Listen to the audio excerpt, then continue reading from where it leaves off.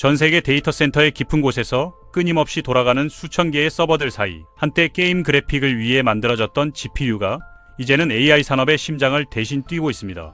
이 작은 칩은 단순한 하드웨어를 넘어 국가 전략 자산이 되었고 거대 기술 기업들의 권력을 재편하는 결정적 무기가 되어버렸습니다.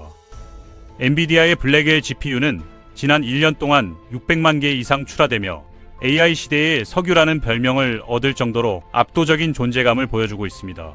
단순한 연상치가 아니라 기업의 미래를 결정하고 국가의 기술적 위상을 정의하는 핵심 인프라로 자리 잡은 것이죠. 그러나 GPU만이 이 전장의 주인공은 아닙니다.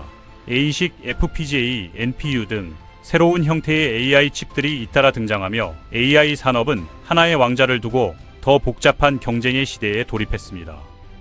오늘 이야기는 바로 그 AI 칩 전쟁의 내부 구조에 대한 것입니다. 누가 어떤 칩을 만들고 GPU가 왜 왕좌에 올랐으며 어떻게 목적형 A식이 그 권력을 흔들고 있는지, 기술의 싸움이자 생태계의 싸움이며 거대 기업들의 전략이 치열하게 맞부딪히는 전선입니다. 지금부터 그 전쟁의 서막을 차근히 풀어가 보겠습니다.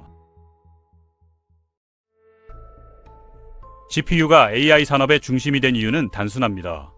병렬 연산 능력입니다. AI 모델은 수많은 숫자 행렬을 동시에 계산해야 하는데 원래 화면 픽셀을 한꺼번에 처리하기 위해 설계된 GPU의 구조가 이 요구와 완벽하게 맞아떨어졌죠. 특히 2012년 알렉스 넬이 GPU를 활용해 이미지 인식 대회를 압도적으로 제패하면서 GPU는 AI 가속기의 사실상 표준으로 자리 잡았습니다. 한순간의 우연이 산업 전체의 패권을 뒤바꾼 셈입니다. AI 시스템의 핵심은 GPU뿐만 아니라 그 뒤에서 모델을 관리하는 CPU와의 조합에도 있습니다. 엔비디아는 이를 위해 그레이스 블랙웰이라는 하나의 초대형 데이터 센터 컴퓨터 구조를 만들었고, 이 시스템은 AI 훈련부터 추론까지를 통째로 처리하는 통합 장치가 되었습니다. 오늘날 72개의 GPU가 묶여 하나의 거대한 GPU처럼 작동하는 서버렉 하나의 가격은 300만 달러에 이르며 엔비디아는 매주 1000대씩 이를 출하하고 있습니다. GPU는 더 이상 부품이 아니라 하나의 공장입니다. 엔비디아의 경쟁자는 AMD입니다. AMD의 인스팅트 GPU 라인은 오픈소스 기반 생태계를 내세워 빠르게 추격하고 있습니다. 반면 엔비디아는 자사의 핵심 무기인 쿠다 생태계로 개발자들을 강하게 묶어두며 확실한 기술적 견고함을 유지합니다. GPU가 만능 공구라면 쿠다는 그 만능 공구를 누구도 따라할 수 없게 만드는 거대한 소프트웨어 장벽입니다. 이런 소프트웨어 생태계를 갖춘 기업은 GPU 시장에서 엔비디아가 유일합니다. AI 산업이 본격적으로 성장하면서 등장한 또 하나의 강력한 흐름은 A식, 즉 목적형 칩입니다. GPU가 다양한 연산을 모두 처리할 수 있는 만능 도구라면 A식은 특정한 작업만을 위해 태어난 정밀 공구에 가깝습니다. 한번 설계되면 바꿀 수 없지만 그 단일 작업에서는 속도와 전력 효율, 비용 면에서 GPU를 압도합니다. 거대 기술 기업들이 스스로 칩을 설계하려는 이유가 바로 여기에 있습니다. 그들은 AI 인프라의 비용을 낮추고 엔비디아에 대한 의존도를 줄이며 자신들의 서비스에 맞는 맞춤형 연산 체계를 갖길 원합니다. 이 흐름을 가장 먼저 뚫은 기업은 구글입니다. 2015년 공개된 TPU는 AI를 위한 최초의 대규모 A식이었고 이후 7세 아이언우드까지 발전해 수십만 개 단위의 병렬 연산이 가능한 거대한 AI 공장으로 변했습니다. 특히 2024년 엔스로픽이 차세대 ALM을 훈련하기 위해 최대 100만 개의 TPU 클러스터 계약을 체결하면서 A식 시대의 본격적인 개막을 알렸습니다. 일부 전문가들은 최신 TPU가 성능 면에서 엔비디아 GPU와 동등하거나 더 앞선 영역도 있다고 평가합니다. 아마존은 트레이니엄과 인퍼렌시아라는 자체 A식으로 AI 인프라 전략을 완성했습니다. 트레이니엄은 수천 개의 텐서 엔진을 통해 훈련과 추론을 모두 처리하는 유연한 공장 역할을 하고 대규모 배포에서 GPU 대비 30에서 40% 더 나은 가격 대비 성능을 보여줍니다. 북미 최대 규모로 꼽히는 AWS의 AI 데이터 센터에는 이미 50만 개 이상의 3세대 트레이니엄 칩이 배치되어 있으며 일부 구역에서는 엔비디아 GPU가 단 한 장도 없는 채로 초대형 모델을 훈련하고 있습니다. 이 A식 생태계에 보이지 않는 핵심은 브로드컴과 마벨입니다. 빅테크는 칩 설계 전체를 직접 처리하지 않고 브로드컴 같은 전문 파트너의 IP와 설계 역량을 활용해 자신들만의 A식을 제작합니다. 브로드컴은 구글 TPU, 메타의 AI 가속기, 그리고 2026년부터 시작될 오픈 AI의 자체 ASIC 프로젝트까지 사실상 AI 칩 설계의 그림자 공장 역할을 하고 있습니다. 시장 전문가들은 향후 5년간 ASIC 시장에서 브로드컴이 70에서 80%의 점유율을 차지할 것으로 전망합니다. AI는 더 이상 데이터 센터에서만 작동하지 않습니다. 스마트폰, 노트북, 자동차, 카메라 같은 일상의 기기 속으로도 깊숙이 스며들고 있습니다. 이런 흐름을 가능하게 하는 핵심 엔진이 바로 NPU, 뉴럴 프로세싱 유닛입니다. NPU는 거대한 데이터 센터용 GPU처럼 거칠고 무겁게 계산하지 않습니다. 대신 작은 공간과 낮은 전력이라는 조건 안에서 필요한 AI 계산만을 빠르게 처리하는 현장형 두뇌입니다. 덕분에 스마트폰 하나로도 음성 인식, 이미지 생성, 실시간 번역 같은 기능을 클라우드 없이 즉시 수행할 수 있게 됐습니다. 이러한 NPU는 대부분 SoC 내부에 탑재됩니다. 하나의 칩 안에 CPU, GPU, 메모리, 통신 모듈, 그리고 NPU까지 모두 들어있는 구조죠. 단일 기기 안에서 모든 작업을 자체 처리해야 하는 스마트폰의 특성상 SoC는 작은 칩이 아니라 축소된 컴퓨터에 가깝습니다. 애플의 M 시리즈와 아이폰 A 시리즈에 탑재된 뉴럴 엔진, 퀄컴의 스냅드래곤 NPU, 삼성 갤럭시의 자체 NPU가 모두 이런 구조로 설계되어 있습니다. 엣지 AI가 중요한 이유는 단순한 속도 문제가 아닙니다. 프라이버시 보호와 데이터 주권 때문입니다. 여기에서 엣지 AI란 데이터 센터나 클라우드에 보내지 않고 AI 처리를 데이터가 생성되는 현장에서 직접 수행하는 방식을 말합니다. 사용자 음성, 얼굴, 지문 같은 민감한 정보가 클라우드로 올라갈 필요가 없으니 보안이 강화되고 통신 지연 없이 즉각적인 반응이 가능해지죠. 앞으로 자동차의 자율주행, 웨어러블 기기, 스마트 홈 장비까지 더 많은 영역에서 AI 연산이 기기 내부로 이동할 것으로 전망됩니다. 지금까지 AI의 중심이 데이터 센터였다면 앞으로는 손안의 AI가 산업 전반을 다시 재구성하게 될 겁니다. AI 칩 시장의 한가운데에는 GPU와 ASIC 사이의 공간을 메우는 독특한 존재가 있습니다. 바로 FPGA입니다. FPGA는 제조가 끝난 뒤에도 소프트웨어로 내부 회로를 다시 구성할 수 있는 칩으로 말 그대로 재배치 가능한 회로판입니다.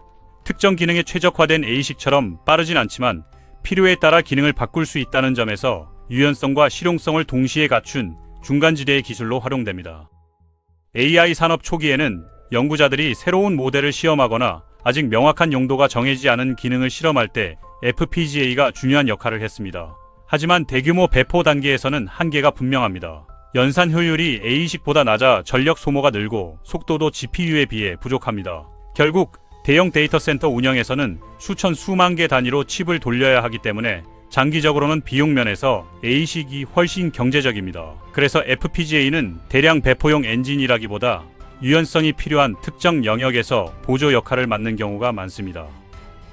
현재 FPGA 시장의 핵심 업체는 AMD와 인텔입니다. AMD는 2022년 490억 달러를 들여 자일링스를 인수하며 세계 최대 FPGA 기업이 되었고, 인텔은 오래전 알테라를 인수해 두 번째 축을 담당하고 있습니다. 이 둘은 FPGA를 데이터 센터뿐 아니라 네트워크 장비, 통신 인프라, 항공우주 같은 특수 산업에 폭개 확장하며 AI 생태계의 또 다른 층을 형성하고 있습니다. 목적형 칩의 시대가 오고 있지만 여전히 FPGA가 필요로 하는 영역은 사라지지 않는 이유입니다.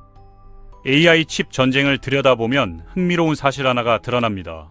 GPU든 ASIC이든 NPU든 결국 이 모든 칩을 실제로 만드는 회사는 거의 한 군데에 집중되어 있다는 점입니다. 바로 대만의 TSMC입니다. 엔비디아, 구글, 아마존, 메타, 오픈 AI까지 대부분의 기업이 설계만 하고 제조는 TSMC에 맡기고 있습니다. 오늘날 AI 경쟁의 절반은 사실상 TSMC의 생산 능력을 얼마나 확보하느냐의 싸움으로 흘러가고 있는 겁니다. 미국 정부가 칩스법을 통해 반도체 생산을 다시 자국 내로 끌어오려 하는 이유도 여기에 있습니다. TSMC는 이미 애리조나에 거대한 첨단 공장을 세우고 있으며 일부 제품은 미국 생산으로 전환되고 있습니다. 엔비디아의 최신 블랙을 칩 역시 4나노 공정을 통해 TSMC 애리조나 라인에서 생산될 수 있게 되었고, 애플과 인텔 역시 차세대 칩의 일부를 현지 생산으로 옮기는 중입니다. AI 경쟁이 커질수록 제조 거점 확보가 국가 전략 그 자체가 되고 있는 것입니다.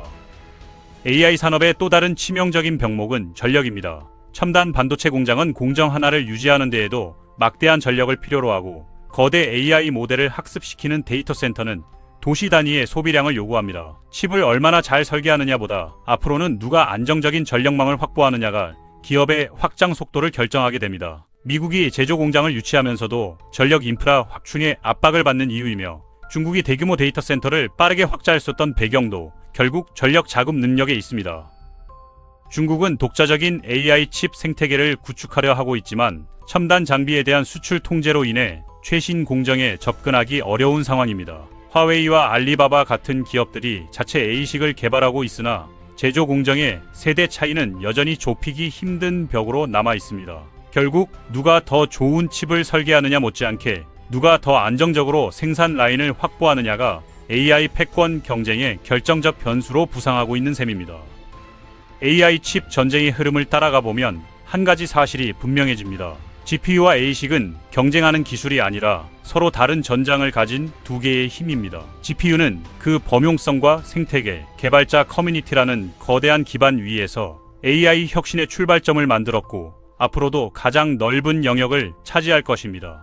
반면 ASIC은 단일 작업을 위한 정밀한 칼날처럼 비용과 효율을 무기로 데이터 센터의 구조를 점차 재편하고 있습니다. 그래서 빅테크 기업들은 GPU만 선택하지도 ASIC만 선택하지도 않습니다. 결국 정답은 둘을 모두 쓰는 이중 전략입니다. 향후 승자는 단순히 더 빠른 칩을 만드는 회사가 아닙니다. 규모를 확장할 수 있는 전력 인프라, 안정적인 반도체 제조 라인, 그리고 모델을 최적화하는 소프트웨어 생태계를 모두 갖춘 기업만이 이 전쟁을 완주할 수 있습니다. 데이터 센터가 폭발적으로 늘어나는 속도를 감당하기 위해선 막대한 전력과 설비가 필요하고 칩을 양산하기 위해서는 TSMC와 같은 파운드리의 생산 용량을 확보해야 합니다. 결국 패권을 쥐게 되는 쪽은 단일 기술이 아니라 전체 시스템을 손에 넣는 기업입니다. AI 칩 전쟁은 단일 승자를 가리는 싸움이 아니라 전체 시장이 폭발적으로 확장되는 과정입니다. 엔비디아는 여전히 GPU 왕좌를 지키며 생태계를 독점하고 있지만 ASIC은 특정 작업에서 GPU보다 더 싸고 효율적이며 클라우드 기업들은 이를 통해 비용을 절감하고 통제력을 높이고 있습니다. 동시에 NPU는 스마트폰, PC, 자동차 등 개인 기기 중심의 AI 확산을 촉진하며 각 기술은 서로 다른 영역을 파고들고 있습니다. 결국 AI 칩 경쟁의 본질은 누가 1등이냐가 아니라 어떤 영역을 차지하느냐입니다. GPU는 범용 연산, ASIC은 초특화 연산, NPU는 온디바이스, FPGA는 개발, 실험 영역으로 자리를 나누며 거대한 생태계를 형성합니다. 이 거대한 판에서 기업들은 서로를 대체하는 것이 아니라 서로 다른 퍼즐 조각을 차지하며 산업 전체의 규모를 확장시키고 있습니다. AI 칩 전쟁은 승부가 아니라 분화이며 이 분화가 새로운 산업 지형을 결정하게 될 것입니다. 오늘 이야기는 여기까지입니다. 시청해주셔서 감사합니다.